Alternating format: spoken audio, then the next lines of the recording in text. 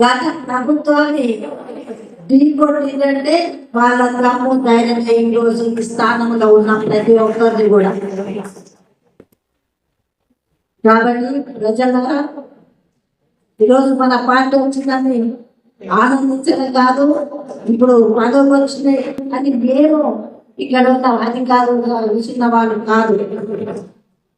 అసలైన రంగము, అసలైన యుద్ధము, అసలైన విలువైన ఆ నిమిత్తాలను పైకి తీసుకొచ్చే బాధ్యత మనందరిగా ఉన్నది. మీ అందరికీ తెలుసా, స్థానిక ఎలక్షన్లే ముఖ్యము. పార్టీ బట్టి ఉన్న పార్టీకి బలం కాకుండా స్థానిక ఎలక్షన్ లో గెలవాల్సిందే. ప్రతి స్థానంలో, ప్రతి గ్రామంలో, ప్రతి మండలంలో మన స్థానాన్ని కైవసం చేసుకునే వరకు కూడా నిద్రపోవద్దు. పార్టీ వచ్చింది, పార్టీ చూసుకుంటుందని కాదు. పార్టీకి బలమైన క్యాడర్ కావాలంటే వచ్చే ఎలక్షన్లో ప్రతిదీ కూడా మనం కైవసం చేసుకోవాలంటే ఏం చేయాలి? మనకు ప్రభుత్వం రాకముందు, ఎన్నికల ముందు 6 గ్యారెంటీ పథకాలు ఇస్తామని చెప్పి మనం ప్రజల ముందు పోయినా ప్రజలు మన నమ్మితో ఓటు వేసి గెలిపించేది. కాబట్టి ఇప్పుడు అవి ఒకటొకటి తీరుస్తున్నామా లేదా అని కూడా మనం ఒకటేసారి చెప్పిన తర్వాత ఏలేదు మన అందరికీ తెలుసు. ఒక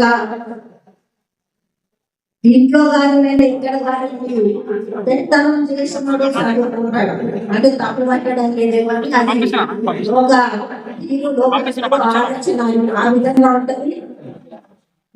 మర్చిపోయినా కౌన్సిలర్స్ అందరూ కూడా సేవలు అనుభవించాలి. పెద్దలు ఎవరు చేస్తారో వారు కొంచెం తెలుగులో ఉన్నవారే పెద్దలు చేస్తారు. అవునా కదా? ఆ తెలుగుని ఉపయోగించి ఉన్నదంతా రాసి పెట్టుకోవడము, మరి ఏదో ఒక విధంగా చేసి వాళ్ళు బయట పడే ప్రయత్నం చేస్తున్నారు. ఎట్లా వాళ్ళ చెప్పుతాము అన్నదమ్ములము, మరి వాళ్ళ తమ్ముడు అన్ని ఏ విధంగా సమాజం ఆలోచన అన్ని అప్పు చేసి పెట్టేది.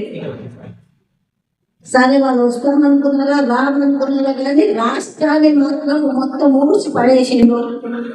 కాబట్టి ఈ రోజు 6 పథకాలు చేయలేకపోతున్నాను. వాళ్ళు అప్పులు చేసిన దానికి అసలు కట్టలేక, ఇంట్రెస్ట్ కట్టలేక ఇబ్బంది పడుతుంది మన ముఖ్యమంత్రి రేవంత్ రెడ్డి గారు, క్యాబినెట్ మినిస్టర్లు అందరూ. ఆ పరిస్థితిలో మనం అందరం ఉన్నామా లేదా? అప్పుల వాళ్ళు ఉన్నారా లేదా తెలంగాణ? కాబట్టి ఏది అయినా అనుకున్న పథకాన్ని ఇవ్వడానికి సిద్ధం కావాలి. మీరందరూ ధైర్యంగా ఉండండి.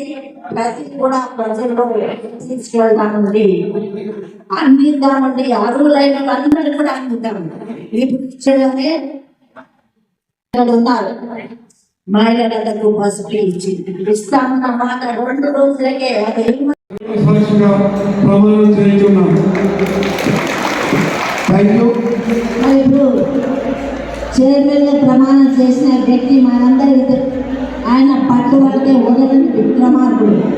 ఏదైనా చేస్తా ఎంత విధంగా ఉందని దాన్ని తీర్చి చెందాడనే రామరెడ్డి ఒక రైతు బిడ్డగా రైతు సోదరుగా మీ అందరికీ సేవ చేయడానికి ముందుకు వచ్చినందుకు ఆయనకు స్వాగతం పలుకుతాను.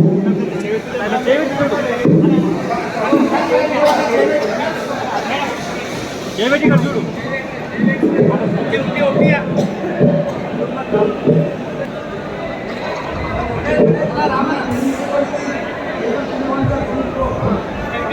ఇక్కడ చూడు ఇక. చేయబెట్టి ఇక్కడ